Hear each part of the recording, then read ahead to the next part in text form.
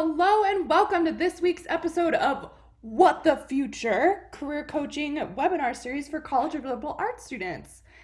This is episode 6, What Can I Do with this Liberal Arts major? Which is a super exciting topic. This was vetted and specifically requested on Instagram during our career Q&As in April. My name is Kelsey Schultz, my pronouns are she, her, hers, and I'm the Career Education Manager for the College of Liberal Arts. Let's get started.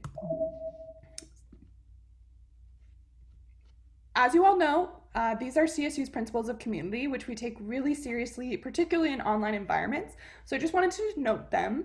Also to note the CSU Career Center's mission and vision. As you all know, if you've been to this webinar series before, I report to the College of Liberal Arts and the Career Center. So these two missions do inform my work. And again, we do try to focus on identity-centered practice and focus on equitable access for all CSU Rams. So keep that in mind as our lens as we move forward into career development topics overall. Here's an outline of some of the common questions and reflection prompts that I talk through with liberal arts students when it comes to career development.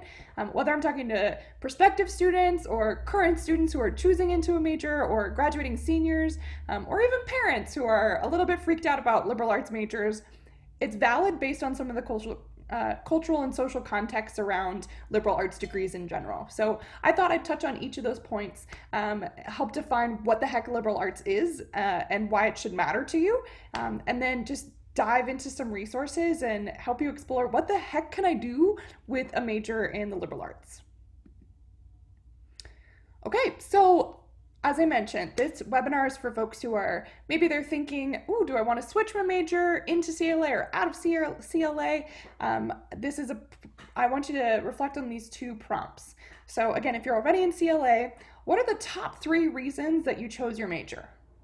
Right? Sometimes it's hard to remember, like, why the heck did I even choose this thing? And that can tell you a lot about maybe some reasons that might still be valid or not as you move forward. And then the second question, how has your experience in your major influenced your behavior or perspective in your everyday life? Awesome. And again, if you're considering declaring in CLA or your prospective students maybe, what are your top priorities when you're choosing a major? And what is an impactful class that you've taken before? How did it influence your behavior or perspective in your everyday life? Okay, I'm going to give you a couple minutes to write down some responses to these, and then we'll talk through them. Great. Okay, so it sounds like some folks had some great reflections.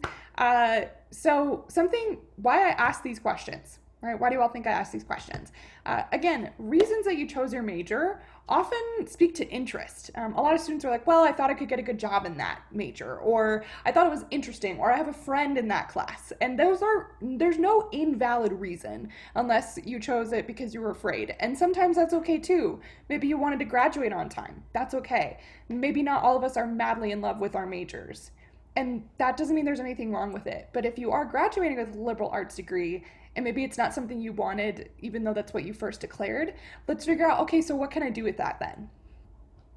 And then again, your experience. So oftentimes, the value of a liberal arts degree, I can't tell you, like whether I'm in a Lyft and, the Lyft driver's like, oh, so what do you do for a living? And I tell them I work in liberal arts career coaching. They immediately go, oh, I never used my degree. My degree was worthless and da-da-da, whether it was liberal arts or not. So I think this speaks to like the value of higher ed overall. But why I ask this is because liberal arts in particular get a bad rep sometimes. And maybe you have that Uncle Joe that's like, so what are you going to do with that degree? And this is some pieces that you can think of. So it's often harder to identify like very specific things or skills, which we're still going to practice. But I think it's easier for liberal arts folks to tell stories. And sometimes stories are through data or through your expression of your body or your art, or through writing and persuasive speech. There's so many different forms of expression in the liberal arts. So, but your experience may have influenced like the lens that you see through.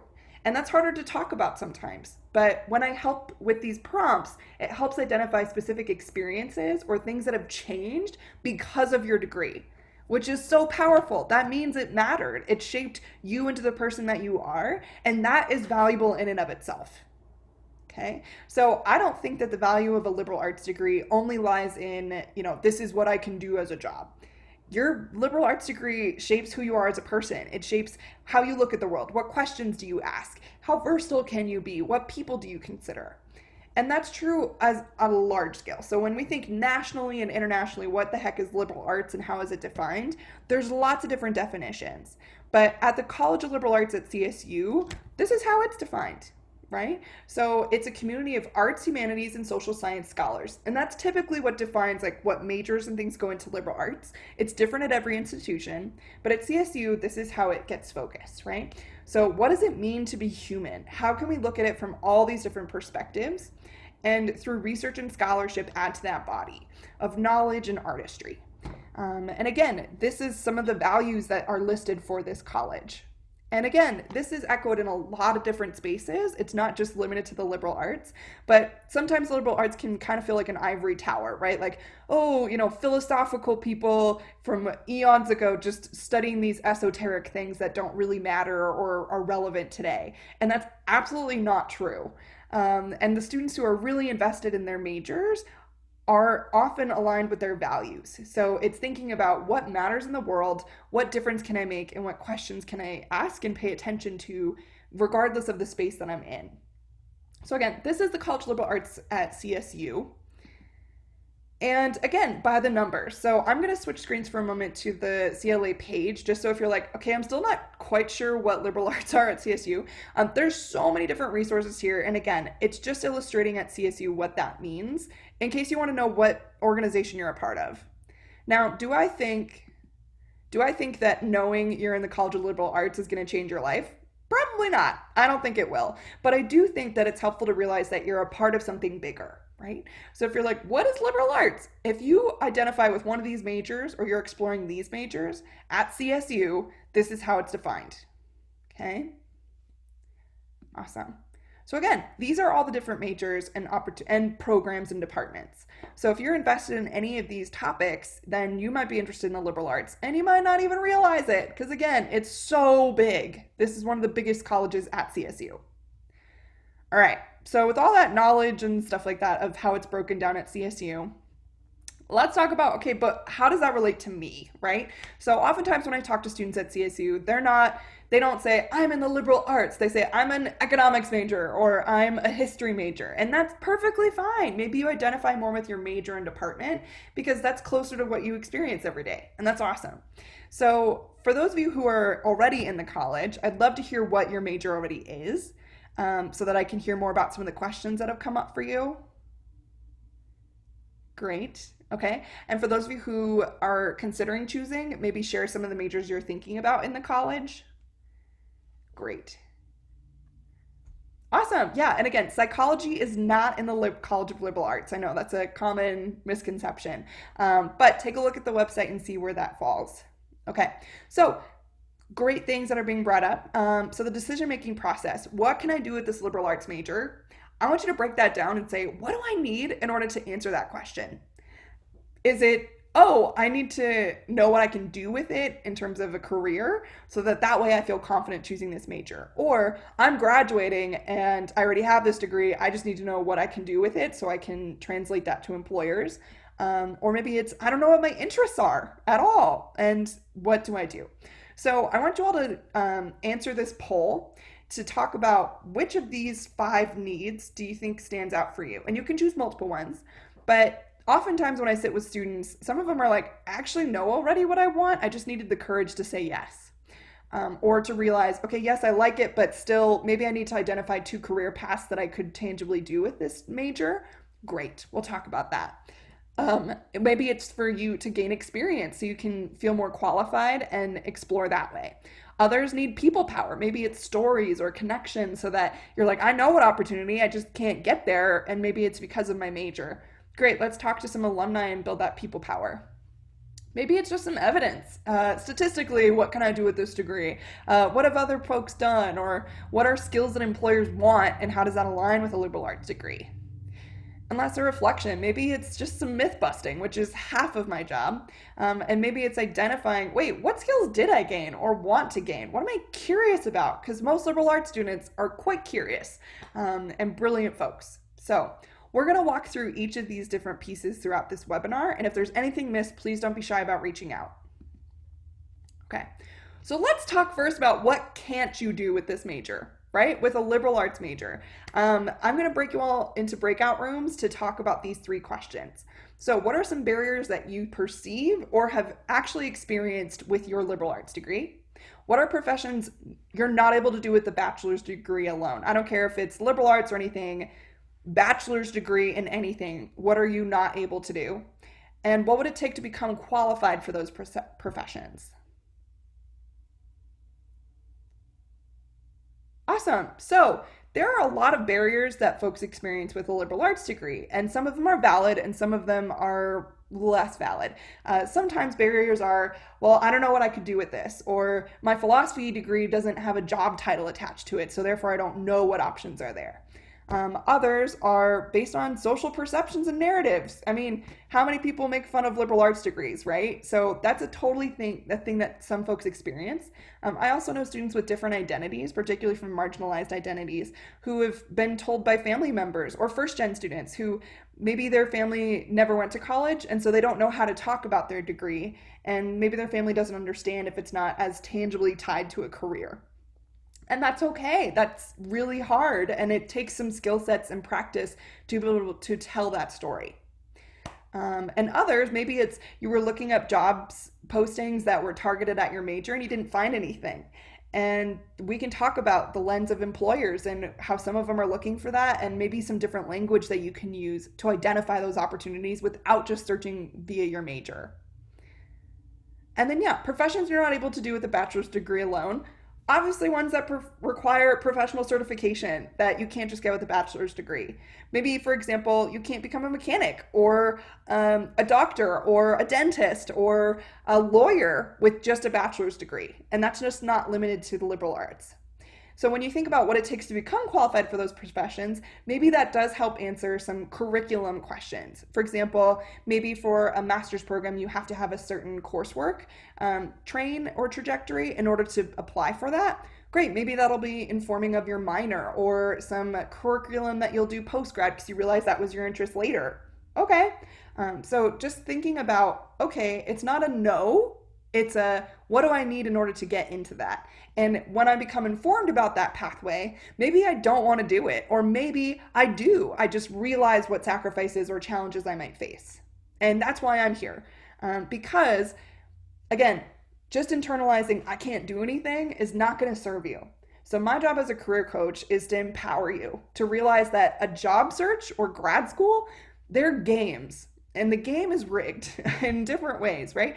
No one is born just knowing exactly what they want to do, and it's very easy and laid out in one exact pathway. We all are exploring, and statistically, people choose different careers. So we're going to talk about some things that might serve you instead of thinking about what can't I do, just so that you can think through this. Okay, so when I talk to students though, and they're like, yes, but like, how do I make this decision about a major specifically? There's lots of different factors that play into it, including maybe a gut reaction. Maybe it's just something you like or you don't. These are just some questions that I tend to give students when they're making that decision so that they can consider it as they look at those those choices. For example, do I like the faculty in ASCs? Or maybe the students that tend to gravitate toward that major? Maybe I feel a sense of belonging there. What are their values? What experiential learning opportunities are offered and promoted? Is it required to do that? Maybe they prioritize career development more, or they just do it in a different way. What resources do they provide? What's in the curriculum? Do I like those classes? What kind of skills are there? And more importantly, like I said before, with the lens of a liberal arts, it's less, I know exactly how to do this thing, though you do develop those skills. It's also about what questions am I going to be able to ask to navigate different problems that arise. You will be so much more versatile with a liberal arts degree because, especially in an emerging economy, there are jobs that don't exist right now. And even though we're going to look at some specific career paths people have taken, I hope the takeaway is that there is no set path and there is no one right way to do something. It's what experiences can I gain in and outside of the classroom that will inform my future path, and how do I get set up with those experiences to better be prepared for what careers I want to explore. Okay, so again, common myths about majors. If I have this major, I must do this career. I have a theater major in med school right now. Okay. And another one, a philosophy major who's in med school, and they're doing really well. So it does not matter what major you have, as long as you focus on what competencies and certifications you need to get to those career paths that you really are interested in. And that's often about a blend of classroom and experiences. So paying attention to that is important. If I do well in classes, that all that matters.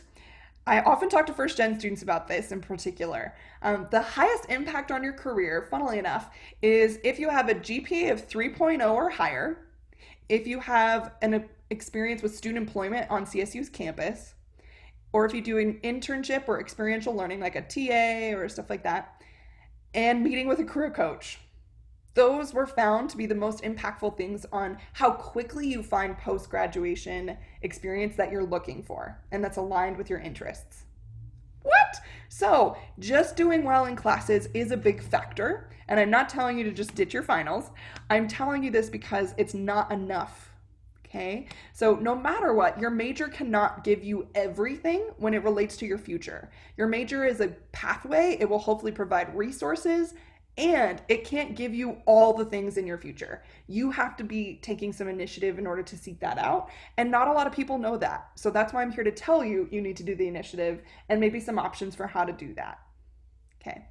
Some majors are objectively better than others. I talked to some liberal arts students who struggle with comparison, right? Maybe they're looking at their business major friends who got a job offer a year in advance or something like that.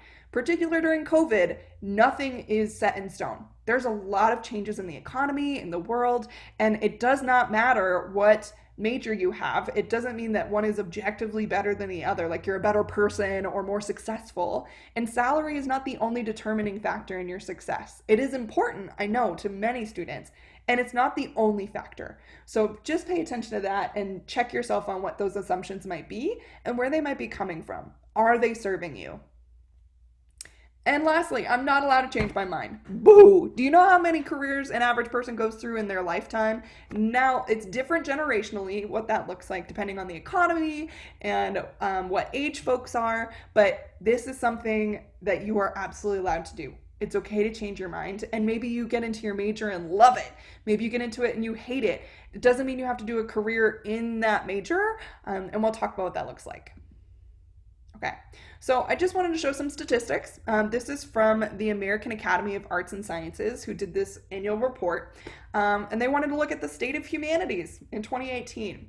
So this is the occupational distribution. Most of you probably came to this webinar not because you're afraid of your degree, but you don't even know what's out there, or you just want to see what the heck is an option.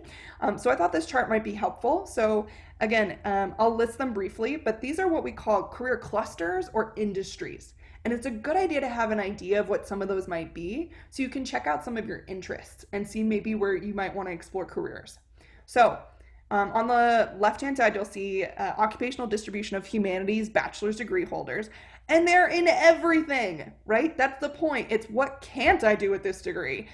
So arts, design, entertainment, and media, community and social services, education, and then education pre-collegiate, legal, museum and library, office and administrative support, service, business and financial operations, computer, education again for post-secondary, healthcare, management, sciences and engineering, sales, and other.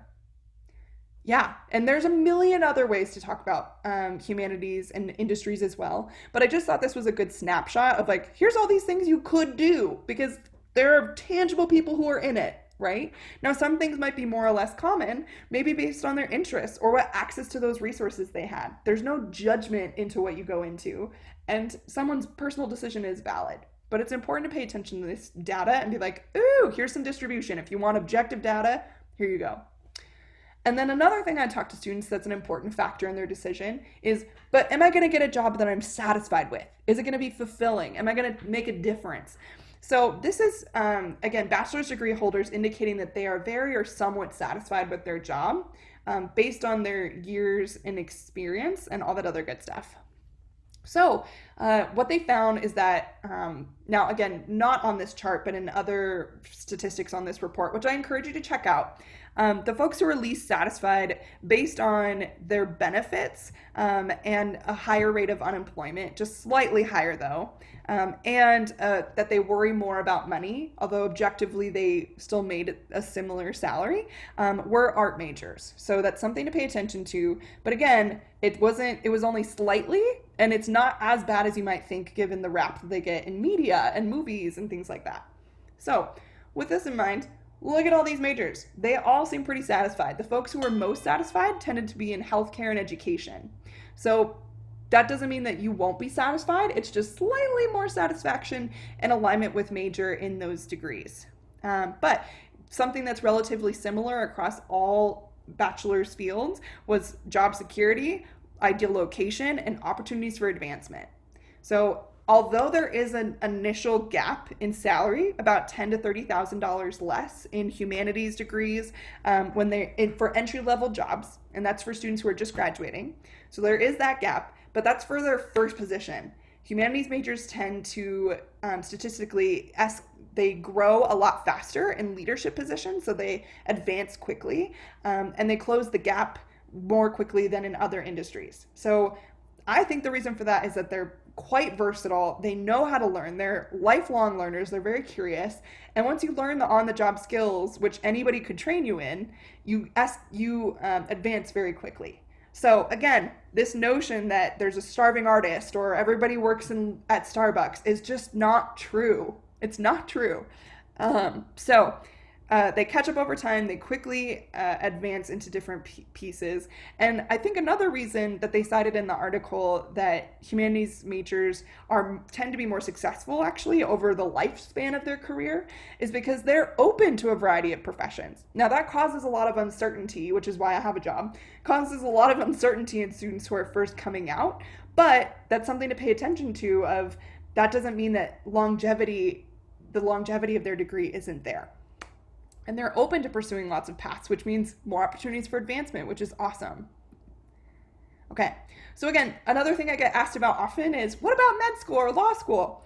Well, you tell me. It looks like the folks who are in humanities and social sciences are doing pretty well and hang with the folks of other majors, even life sciences, for the MCAT and acceptance rates, right? So your major is not married to your success, as I mentioned. And folks in philosophy and economics are the top two scorers over the last 5 years, I believe. They've been in the humanities. They are the top two scorers for the LSAT. What? So it's important to pay attention to, again, these fallacies of what can I do with a liberal arts degree? Boo, what can't you do? Okay. Now, again, there's lots of factors that go into their success here that I want to acknowledge. No one just does a liberal arts degree and then they successfully did this. These students probably had access to resources to study. They had support networks and, resources to practice and get really well prepared, and probably have well-rounded resumes as well. So there's a lot of factors that go into applications for these institutions that are just beyond your degree. And that's why your major can't be the only thing you consider when you think about your future. Okay. But what can I actually do with this degree? So some of you asked, what skills do employers want? Well, there's a National Association of Colleges and Employers called NACE. They measure college students every year. Actually, they assess employers, every year and ask them, hey, what competencies do you want from graduating seniors who are entering the workplace? And employers say time and again a list of about 8 competencies. Now, CSU, our Career Center, took those 8 competencies and broke them apart. So most of the ones that you see are here, but we redefined them a little bit to make it more accessible language and more relevant to CSU's core curriculum to align those things. So these are career competencies that every CSU grad is going to get from their major in different capacities, right? So depending on, again, depending on what experiences you seek out inside and outside of the classroom, these are going to be differently developed skills. We also know about group projects, right? Where maybe I'm the one who does all the work and my partners don't. Then I'm going to develop that competency more than those folks, right? So depending on how invested you get and what experiences you set yourself up for, these are skill sets that employers all say that they want to develop. So what I want you to think about once you've now had a time to read these is to choose a competency that you think you've developed. And again, for those of you who haven't declared yet, totally fine, but I want you to think about it. Maybe in your classes in high school, or a project that you've done, or a personal thing that you're really invested in. What's a competency you've developed? When, where, and how did you gain this, right? Because if I told all seniors to graduate and just say, I have personal accountability and self-reflection, there's no evidence there, right? So tell me the story of how you gained this. And ideally it would be through your major or not, right?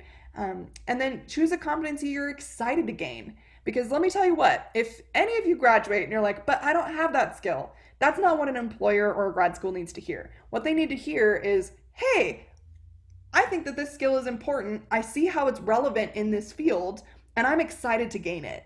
That demonstrates curiosity and initiative, and that you've really been reflective through your process, not just, I don't know how to do this thing, full stop, right?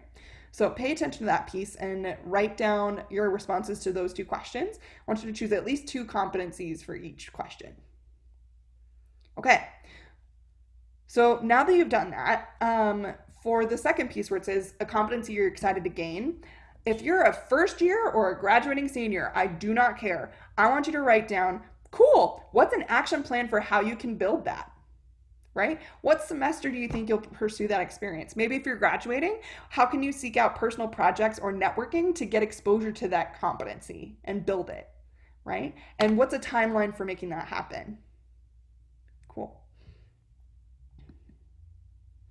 Alrighty. So for career pathways, I know everybody asks me, like, what can I do with this degree? What have alumni done? So we're going to talk about a few things. I've linked these resources here, but the First Destination Survey. So every graduating senior, we send them this survey called First Destination to ask them, where are you going? Whether it's grad school, service, traveling their life, or a job. So we ask them to report. So the First Destination Survey results are what seniors who have graduated reported doing. It's not all students, it's those who have reported doing it.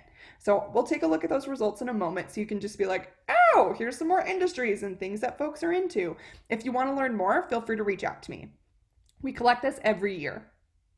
Second, ONET. So ONET Online, if you're, again, just like, I don't even know what's out there and what I might be interested in, ONET is a great resource to explore your interests and just different industries that exist. And then you can maybe reflect on, how can my competencies from my degree align with this field? Or what are some experiences I might want to gain? Next is, what can I do with this major? So this is one of our most popular resources, and it just gives a very basic template list for each major about, well, here's some basic industries, what you would need to be successful in them, and some job titles that you might be looking at. So that could be a good idea if you're exploring and trying to job search, but you don't know what keywords to use. What can I do with this major is a great resource. Or again, just like ONET, what can I do with this? It gives a great overview.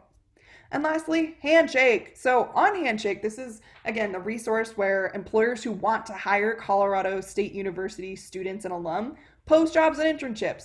So maybe you should look at what job postings are up there. What skills are listed? What are things that interest you? What's available so that you can start getting prepared for those. And lastly, people power. So obviously you want to see examples. Great. Yes, I can show you an objective, like, students do this data, good job. But I think it's important to see real life stories and connect with alumni who can be mentors for you as you explore different industries. Or you can figure out what educational paths you might want to take, etc. And the best way to do that is through something called an informational interview. An informational interview is basically just saying, hi, tell me about your life. How did you get to where you are? And this link will lead to sample questions that you can ask. So I'm going to briefly walk through ONET Online and what can I do with this major. And if you have any questions, great. Overall, I think the most important thing to get clarity on is, what are my values, talents, and priorities, right? Some students have different values and needs, and that's okay. You're not doing the comparison hustle of like, but their job's cooler, or maybe it makes more money. Okay, like if that's a priority for you, then you need to listen to that and figure out what industries make more money and how can I get into that, which we can demonstrate with data. What industries and fields are you interested in and have a knack for? What are roles? So for example, maybe you're really, as a role, really interested in marketing, like you like the creative process and it really interests you, but you can do marketing, whether it's in healthcare or in food service or in wellness or in all of these other industries. So paying attention to what roles, skills, and education, and then what connections you have in the field so you can have that mentorship and opportunities, access to opportunities. Alrighty, so we're gonna share our slides. So again, what can I do with this major? If you go to the Career Center website, so Google CSU Career Center, then you type in this search box, what can I do with this major? This is what shows up. So we'll go to the website. Da-da-da. Awesome. Okay, so you can say view all majors. I'm going to do art, design, and performance, or languages, cultures, humanities. Yay. So you can find your major in here and be like, ooh, art. Let's check it out. Now again, this is one resource. This is not all the things. I prefer the print version because it's more fun. But yeah, it tells you areas, employers, and strategies. So if you're like, what can I do with an art major? Great. Museums and galleries, fine arts and craft arts. Awesome. Commercial art. Education, art therapy, media, photography, art sales, fashion and textile design, and then just general advice. Now again, does it mean that this is what it says, what can I do with this major, that these are the only things you can do? No, I have art majors coming to me saying, actually, I really am interested in economics. Then they figure out how they can get data analysis skills. I also have engineers coming to me being like, I want to be an artist. I've secretly wanted to this whole time. And we talk about, great, how can I get skills or connections in these industries or areas? How can I narrow it down and then build my experience and portfolio to get competitive for that field? Okay. Now, obviously, a major makes that easier, but it doesn't mean that you're set in stone and that you have to do this thing. Everybody has autonomy. Okay. Now, own it. So like I said, exploring interests is super awesome. Look at this, find occupation. So there's no one way to do this. Maybe you want to search by industry or career cluster. I'll click that one. Awesome. Then you can see all these different career clusters. I'm going to click this one just for funsies to be consistent. So if you're like, what can I do with this major? Okay, here's some industries I'm curious about. And then how can I look at my major to see what coursework aligns with that and what experience I might have to get outside of the classroom? Cool beans. So again, I love ONET. I love what can I do with this major. They just serve different purposes based on what you're looking for. And as I mentioned before, the first destination and satisfaction report. So you can read through this. This is also found on our Career Center website. But look at that. Everybody gets jobs, yay! And the average salary for each college, etc. So you can interpret this data, and again, it's published every year for the year prior, because that's where we have the data for. And then LinkedIn. So to get to this page on LinkedIn, you go to linkedin.com, and then you search for Colorado State University. Once you search for Colorado State University, this shows up, and you click alumni on the left-hand side. We have 195,801 alumni. What? So if you're like, oh my gosh, that's so many alumni, wow. Yeah, you want to see their story. So if you're like, I want to know what art majors are doing. Okay, cool. Maybe you want to see what econ majors are doing or political science. Let's click on that one. Neat. And again, I do encourage you to choose your industry first, but if you're like, no, I want to see what only political science majors are doing, great. This shows you where they work. So what are they involved in? The U.S. Army, lots of education pieces. Cool. Okay, so then you can click on someone and be like, ooh, what are they doing? Interesting. There's an author. There's a residence director. Professors. Ooh, interesting. Chemistry tutor. Undergraduate. Okay. Yeah, so there's all sorts of stuff. So let's say that someone is like, oh my gosh, this is the dream. This is who I want to check out. This is so cool. It's awesome, right? So if I take a look at this, Colorado legislative intern, I'm like, oh my gosh, this person looks so cool. Yay. You can take a look and say, well, this is where they are right now. What are things that they did that led them there? Oh, okay, cool. They worked in retail and then they got to that internship. Right? So it isn't that there's a barrier, it's just knowing how to work the system so that you can find opportunities and make connections so that you can get to those opportunities that make sense. Okay? So take a look at those profiles and be like, how did they get there? And then you can hit connect and say, hello, Kate. I'm a CSU student considering a major in political science. I found your profile on LinkedIn Alumni and wanted to learn more about your experience. And would you be willing to have a half-hour phone call or Zoom with me? Thank you. Totally fine to send.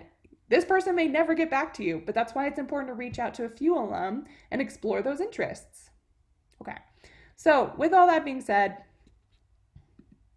that's a lot of resources. Oh, and of course, Handshake. How could I forget Handshake? Oh my goodness.